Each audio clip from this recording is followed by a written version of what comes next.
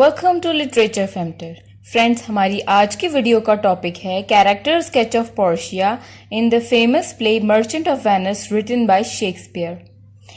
Friends, Portia को muse of wisdom और goddess of wisdom भी कहा जाता है। बहुत बार हमारे पेपर में क्वेश्चन आता है कि जस्टिफाई करें कि कैसे पोर्शिया गॉडेस ऑफ विजडम है। फ्रेंड्स, इसके कुछ पॉइंट्स हैं जिससे जस्टिफाई होता है कि पोर्शिया गॉडेस ऑफ विजडम है। Number 1, aptness of the word muse as use for Portia, यानी कि म्यूज जो वर्ड है कैसे वो अप्रोप्रिएट है, पोर्शिया के लिए कैसे अप्रोप्रिएटली यूज हुआ है, यानी कि कैसे जो है पोर्शिया गॉडेस है। The word muse here is use to mean a goddess और a patron deity. In ancient Greek mythology, there were 9 muses. Greek mythology में 9 gods हैं, each representing some branch of human learning, यानी कि उनमें से एक Portia को भी म्यूज कहा जा रहा है। कि आपने ग्रीक mythology में पढ़ा होगा कि हमें कुछ गॉड्स के बारे में पता चलता है, god of sun, god of moon, different gods हैं, गॉड ऑफ थंडर भी है हमारे पास। इसी तरह इन्होंने इसको गॉड ऑफ विजडम कहा है, गॉडेस ऑफ विजडम कहा है। हमारे पास बहुत सारी गॉडेसेस भी हैं, एग्रीकल्चर की हैं, गॉड्स हैं हमारे पास ग्रीक मिथोलॉजी में। इसी तरह इसको भी गॉड कहा गया है, गॉडेस कहा गया है। Portia symbolise wisdom plus love. Portia love को भी सिंबलाइज करती है और विजडम को भी। अब हम दो कैरेक्टर्स का इसी पॉइंट में कंट्रास्ट पढ़ लेते हैं, जैसे कि जेसिका है और पोर्शिया है। जेसिका शाइलॉक की बेटी होती है और पोर्शिया जो है उसका जो डिसीज्ड फादर है उसने कुछ शर्तें रख रखी हैं इसकी शादी के लिए कि तुम उसको फुलफिल करोगी तभी तुम्हारी शादी होगी। तो ये बेलमोंट में रहती है और देखते हैं कि इन दोनों का जो कैरेक्टर है वो कैसे एक दूसरे के साथ कंट्रास्टेड है। Jessica's love weakens due to her father for Lorenzo. Jessica जो है उसका जो फादर है वो उसके वे में हिंड्रेंस प्रोड्यूस करता है। वो कहता है कि you are not allowed to marry a Christian, ठीक है, क्रिश्चियन के साथ शादी करने के लिए वो इसको अलाउ नहीं करता। तो क्या होता है, इसका लव जो है वीकन हो जाता है, इसका लव वीक हो जाता है और आप देख सकते हैं कि ये फिर उसको उसके अगेंस्ट जाकर उससे शादी करती है, यानी कि उसके बाप की मर्जी शामिल नहीं है बीच में। दैट्स वाई उसका लव वीक हो रहा है, क्योंकि बाप की मर्जी शामिल नहीं है। इसी तरह पोर्शिया's लव स्ट्रेंथन्स फॉर बेसानियो, लेकिन पोर्शिया का जो लव है उसके फादर की जो उसने हिंड्रेंस दी है उसकी वजह से स्ट्रांग हो रहा है, क्योंकि बसानियो आता है, बसानियो वो शर्तें कबूल करके उसको क्या कहते हैं कास्केट को चूज करने के बाद इसके साथ शादी करता है। तो ये अपने बाप की मर्जी से उसके साथ शादी कर रही है। हमारा नेक्स्ट पॉइंट है पोर्शिया वर्सेस शाइलॉक। आप लोग जब कैरेक्टर स्केच लिख रहे होते हैं पेपर्स में तो आपने इसी तरीके से करना है कि वो पहले पॉइंट आपने बता दिया, उसके बाद वो सारा कुछ आपने उसमें लिख देना है। सेकेंडली, जब आपका ये पॉइंट आता है पोर्शिया वर्सेस शाइलॉक, इसमें क्या होता है कि हम इन दोनों कैरेक्टर्स को इसमें हम इन दोनों का कंपैरिजन लिख देंगे, लेकिन आपने ये पैराग्राफ फॉर्म में लिखना है। ये सब कुछ मैंने सिर्फ समझाने के लिए लिखा हुआ है। अब क्या है, पोर्शिया जो है वो क्वीन है, ठीक है, इस प्ले की क्वीन है, लेकिन शाइलॉक इस प्ले का एंटेगनिस्ट है, यानी कि विलन है। इसी तरह के जो पोर्शिया है वो रिप्रेजेंट करती है जो भी गुडनेस है ह्यूमन नेचर में, हर तरह की गुडनेस ह्यूमन नेचर में जो है उसको पोर्शिया रिप्रेजेंट करती है, लेकिन शाइलॉक तमाम तरह के इवल्स को रिप्रेजेंट करता है ह्यूमन नेचर में। Queen of the play has her shortcomings, लेकिन वो कहते हैं कि पोर्शिया में हर तरह की खूबी है लेकिन उसके साथ साथ इसमें कुछ शॉर्ट कमिंग्स भी हैं। इसी तरह वो कहते हैं the villain of the play has couple of redeeming qualities, कि ऑब्वियसली अब एक विलन है उसमें बहुत सारी मिस्टेक्स हैं तो उसमें काफी रिडीमिंग क्वालिटीज भी होंगी, तभी तो वो एक स्ट्रॉन्ग विलन है। उसकी वजह से प्ले में इतनी डिस्टर्बेंस क्रिएट हो रही है, तो it means that he is having some qualities as well. Number 3, her devotion to memory of her father, ठीक है। अब ये सारी बातें आ गई कि इस वजह से उसे क्वीन ऑफ विजडम कहा है, गॉडेस ऑफ विजडम कहा है, क्योंकि उसकी कुछ एबिलिटीज हैं, गुडनेस है उसमें। उसके बाद her devotion to the memory of her father, यानी she is very devoted to the memory of her father, उसने इस बात को याद रखा हुआ है कि मेरा फादर बेशक मर चुका है, वो मुझे देख नहीं रहा, मगर जो प्रॉमिस मैंने उसके साथ किया है वो मुझे फुलफिल लाजमी करना है। लॉटरी डिवाइस बाय हर फादर, उसके बाप ने उसको एक लॉटरी डिवाइस की थी कि तुम्हारी शादी उसी बंदे से होगी जो राइट कास्केट चूज करेगा। 3 कास्केट्स का वो बताता है, गोल्ड, सिल्वर और लेड की। यानी वैसे तो इसमें लेड वाली जो है वो ठीक होती है, लेकिन जो लोग बाकी 2 कास्केट्स चूज करते हैं उनको क्या होता है, उनको फेलियर का सामना करना पड़ता है। लेकिन अब बेसानियो आके लेड कास्केट चूज कर लेता है तो पोर्शिया उसी की हो जाती है।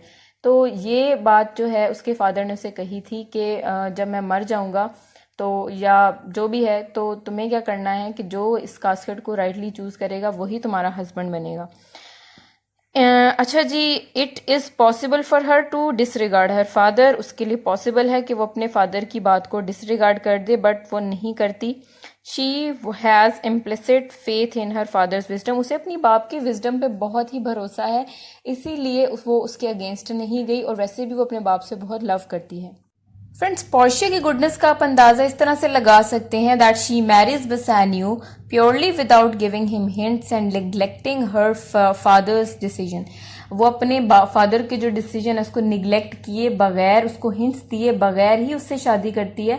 बेशक वो सैड हो रही है, बेशक वो परेशान हो रही है, but still she is praying के वो राइट कास्केट चूज कर ले। और होता क्या है, उसके इम्प्लिसिट फेथ की वजह से बसानियो उसे चूज कर लेता है and she becomes Bassanio's wife. Number 4, her speech to Nerissa containing germs of wisdom. जब नेरिसा और पोर्शिया बात कर रहे होते हैं, जैसे कि हम जब प्ले पढ़ रहे होते हैं तो हमें पता होता है कि जब हमने स्टार्ट किया था एक्ट तो उसमें पोर्शिया कुछ बातें नेरिसा को बता रही होती है और नेरिसा भी उसे कुछ जो है बताती है मैग्जिम्स। ठीक है, तो conversation with Nerissa contains certain maxims, तो उनके कुछ मैग्जिम्स होते हैं। Says it is a good divine who follows his own instructions, वो कहती है कि ये बहुत अच्छी बात है कि जो बंदा जो किसी को बात बता रहा है वो उसको खुद भी फॉलो करता हो। जब तक आप किसी चीज को खुद भी फॉलो नहीं करेंगे वो आप किसी को भी नहीं बता सकते और किसी और पे भी उसका असर बिल्कुल भी नहीं होता। Later in the play says a good deed shines in a naughty world just as candles shines in darkness of the night.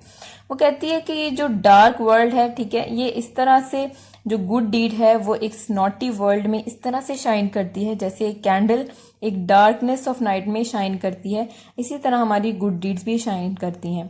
वो कहती है कि nothing is good if it is not seen in its proper context. वो कहती है for example अगर किसी इंसान ने हमें कोई बात कर दी है तो जब तक हम उसका एक प्रॉपर कॉन्टेक्स्ट नहीं देख लेंगे उस बंदे का कि उसने किस कॉन्टेक्स्ट में इस वर्ड को यूज किया है, तो हम उस बात को पॉजिटिवली अंडरस्टैंड नहीं कर पाएंगे। हमारे पास 2 ऑप्शंस होती हैं, या तो हम नेगेटिवली अंडरस्टैंड कर लें या पॉजिटिवली। लेकिन अगर हम खुद को पॉजिटिव रखेंगे, उसका कॉन्टेक्स्ट प्रॉपरली देखेंगे, तो ही हमें अच्छी बात समझ आएगी और हर चीज हमारे लिए अच्छी बन जाएगी। Everything would be good for us.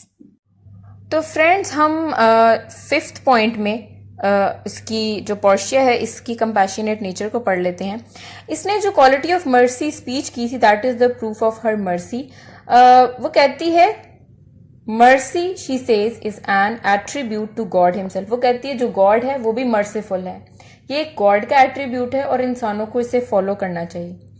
Disguised as a lawyer begs Shylock to show mercy.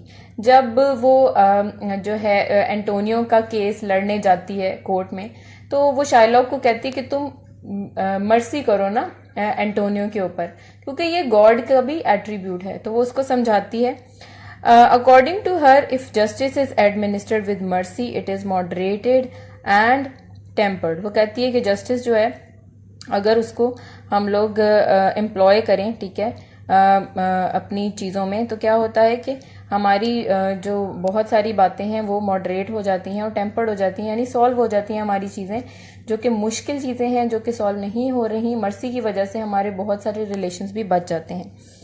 Number 6, her modesty, decency जो है एक लड़की की। When she disguises herself as a man, she succeeds in playing a masculine role.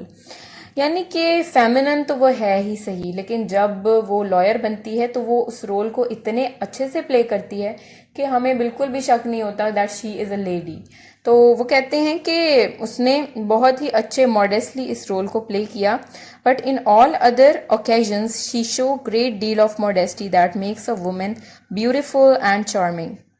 वो कहते हैं कि जो लड़की है ना उसकी जो मॉडेस्टी है वो ब्यूटी में है, और चार्म, उसका जो चार्म है, ठीक है, कैसे वो डिसेंटली बात करती है, कैसे वो एक अच्छी ड्रेसिंग करके आती है, ये एक लड़की की मॉडेस्टी होती है। तो वो कहते हैं कि उस फेमिनिन रोल के अलावा उसमें बहुत ही अच्छी मैस्कुलिन रोल के अलावा उसमें बहुत ही अच्छी फेमिनिन क्वालिटीज भी हैं। 7वां पॉइंट है हमारे पास हर ह्यूमिलिटी, यानी कि उसकी आजिज़ी।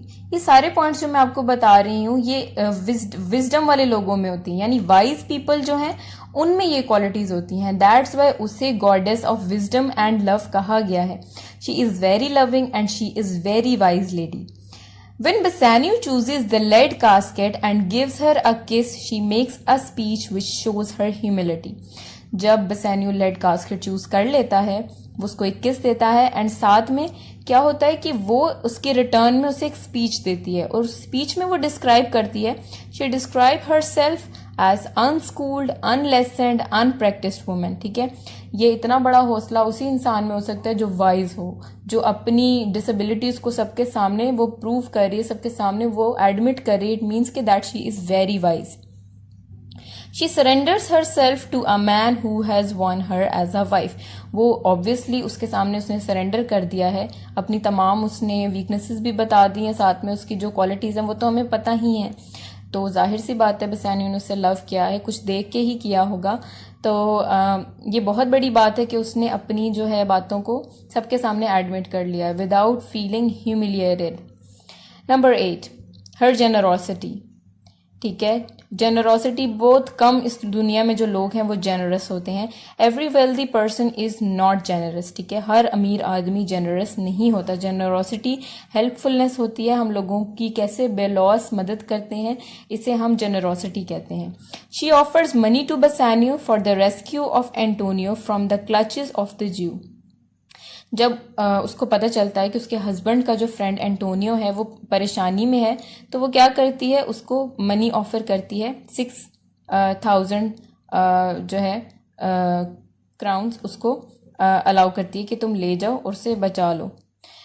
Next is she saves Antonio's life by disguising herself. साथ में आपने देखा होगा उसने बहुत इंपॉर्टेंट रोल प्ले किया है, उसने खुद को एक लॉयर, एक लड़का बना के उसके फ्रेंड की मदद करने की कोशिश की है। Number 9 is her wisdom shown in her dealing with Prince of Morocco और Aragon। जैसे कि आप जानते हैं प्रिंस ऑफ मोरक्को अफ्रीका का है, बहुत ही ब्लैक होता है और वो ब्लैक पीपल को बिल्कुल डिसलाइक करती है, जैसे कि उसने नेरिसा को पहले बताया था, लेकिन स्टिल उसका बिहेवियर उनके साथ बहुत अच्छा होता है। Despite her feelings about Prince of Morocco she answers him politely. वो उसको बड़े ही पोलाइटली अंदाज में उसको जवाब देती है, उसको ग्रीट करती है। When Prince of Aragon arrives, she carefully addresses him. She calls him noble. जब प्रिंस ऑफ एरागॉन भी आता है तो तब वो उसको बड़े केयरफुली एड्रेस करती है, बड़े अच्छे से ग्रीट भी करती है और उसको एक नोबल पर्सन बुलाती है। Number 10, her sense of humour and her wit. ठीक है, विट होता है हमारी अंडरस्टैंडिंग, कीन अंडरस्टैंडिंग। ठीक है, चीज़ों को बड़े अच्छे से अंडरस्टैंड हम कैसे कर लेते हैं, और सेंस ऑफ ह्यूमर हमारा होता है कि हम कैसे किसी चीज़ को अच्छे से हम लोग फनी बना लेते हैं अपने लिए, या हम हमारे पास चॉइस होता है कि हम उसे सैडली ले लें या हम उसको हैप्पीली कोई चीज़ को अंडरस्टैंड कर लें। कमेंट्स ऑन द सूटर्स, जो वो कमेंट्स करती है सूटर्स के ऊपर, आप लोग जानते हैं वो प्रिंस ऑफ मोरक्को के ऊपर कमेंट करती है कि ये बहुत ही ब्लैक है and despite of his warrior like qualities, तो उसके अलावा भी मैं उसे बिल्कुल डिसलाइक करती हूँ। तो इसी तरह से और भी बहुत सारे विटी रिमार्क्स बनाती है। और wittiest character in this play, वो विटियस्ट कैरेक्टर है क्योंकि हर चीज़ को फनी अंदाज में लेती है, और उसने जो रोल प्ले किया है एज अ लॉयर उसमें भी हमें जो है ऑडियंस को बहुत ही ज़्यादा फन यानी कि हंसने का मौका मिल जाता है। उसके बाद जो रिंग सीन आता है, जब वो बताती है बसैनियो क्योंकि वो जो लॉयर थी वो मैं खुद ही थी और मैंने ही तुमसे रिंग मांग ली क्योंकि मैं जानती थी कि वो रिंग तुमने मुझे बड़े प्यार से दी थी। तो फिर वो लोग हंसते हैं और ये आपके पास जो है आपको यहाँ से पता चलता है कि वो सीरियस होने के साथ साथ, मॉडेस्ट होने के साथ साथ, जेनरस होने के साथ साथ फनी भी है, बिल्कुल बोरिंग कैरेक्टर नहीं है। Number 11, her wisdom in the trial scene. जब ट्रायल सीन आता है, she is able to turn the table upon Shylock and defeat him with the same weapon with which he wanted to take Antonio's life. आप उसकी wisdom देख सकते हैं trial scene में कि कैसे वो उसको कहती है कि हाँ तुम ले लो इसके जो है 1 पाउंड फ्लैश, तो लेकिन इसका तुम ब्लड भी नहीं निकालोगे और एग्जैक्टली ना तो उससे ऊपर होगा ना उससे नीचे होगा, एग्जैक्टली निकालना पड़ेगा। और वो इतना उसे कंफ्यूज कर देती है कि उसी की बातों में उसी को फंसा के उसी को सजा दिलवा देती है और एंड में क्या होता है कि उसका फ्रेंड बच जाता है। तो यहाँ से हमें उसकी विजडम शो होती है, उसकी हमें इंटेलिजेंस शो होती है। Number 12, muse of love. ठीक है, हमने पढ़ लिया है कि कैसे वो म्यूज ऑफ विजडम है, हमने उसकी जेनरोसिटी को भी देख लिया है, हमने देख लिया कि वो अपने फादर की बातों को कैसे मान रही है। इसी तरह हम देखते हैं कि वो म्यूज ऑफ लव कैसे है। By sacrificing to save her husband's friend. ठीक है, जो सेक्रीफाइसेस उसने किए, पैसे दिए, खुद भी आई, ये सारे सेक्रीफाइसेस उसकी शो करते हैं कि वो बसैनियों से लव करती है। Casket choice scene feels afraid. जब वो कास्केट चूज कर रहा होता है बसैनियो, तो ये काफी अफ्रेड फील कर रही थी, काफी डर जाती है, रोने वाली हो जाती है, परेशान हो जाती है। इनफैक्ट ये उसे कहती है तुम एक पूरा दिन ले लो, तुम उसे सोचो, तो सोचने के बाद जो है तुम उसको चूज करना। लेकिन वो कहता है कि नहीं, मेरे से इतना वेट नहीं होता, मैं अभी चूज करूंगा। उसके बाद क्या होता है, she compares him with Hercules. In Greek mythology he is depicted as strong youth. वो उसको हरक्यूलिस से कंपेयर करती है। आप लोगों ने ये स्टोरी पढ़ी होगी कि हरक्यूलिस जो है वर्जिन ट्रिब्यूट को है जब सी के करीब जो है उसे बांध दिया गया था एक पत्थर के साथ कि मॉन्स्टर निकलेगा और उसे खा लेगा। हरक्यूलिस आके उसे बचाता है। तो वो इसी तरह हरक्यूलिस के साथ उसको बसैनियों को कंपेयर कर रही है कि तुम भी मुझे आके बचा लोगे। और वो खुद को कंपेयर करती है वर्जिन ट्रिब्यूट से जो है Hesione the unmarried daughter of Trojan king. ठीक है, Hesione was tied to a rock on the sea shore of Troy expecting every moment to be devoured by the sea monster. मैंने जैसे कि आपको बता दिया कि मॉन्स्टर आएगा और उसे डिस्ट्रॉय करके रख देगा। Hercules saved the virgin tribute by killing the sea monster. जो है हरक्यूलिस उसने सी मॉन्स्टर को मार दिया था और उसे बचा लिया था। She compares the other person standing around the caskets to the Dardanian wives. वो कहती है कि ये सारा तमाशा जो सब लोग करीब खड़े होकर देख रहे हैं वो उन्हें डार्डेनियन वाइफ्स से कंपेयर करती है। उस टाइम जब मॉन्स्टर वर्जिन ट्रिब्यूट को खाने आ रहा था तो हरक्यूलिस ने उसे बचाया। तो उस टाइम बहुत सारे लोग आ गए थे देखने के लिए, सब काम छोड़ छाड़ के कि कैसे ये सब कुछ होगा। तो इसी तरह वो इन्हें भी कंपेयर कर रही है। Trojan women had assembled on the beach to wait and watch the encounter between Hercules and sea monster.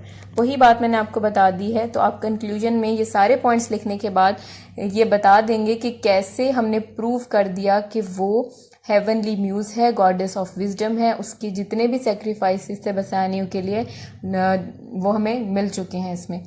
Thanks for watching friends. अगर आप इस तरह की और बहुत सारी वीडियोस चाहते हैं, आप बहुत सारे क्वेश्चंस को अंडरस्टैंड करना चाहते हैं, तो आप कमेंट सेक्शन में मुझे बता सकते हैं, मैं ताकि और भी बहुत सारी वीडियोस बनाती रहूं। आपके कमेंट्स करने से, सब्सक्राइब करने से और वीडियोस को लाइक करने से मोटिवेशन बढ़ जाती है और वीडियोस बनाने का दिल चाहता है। Thanks for watching. अल्लाह हाफिज़।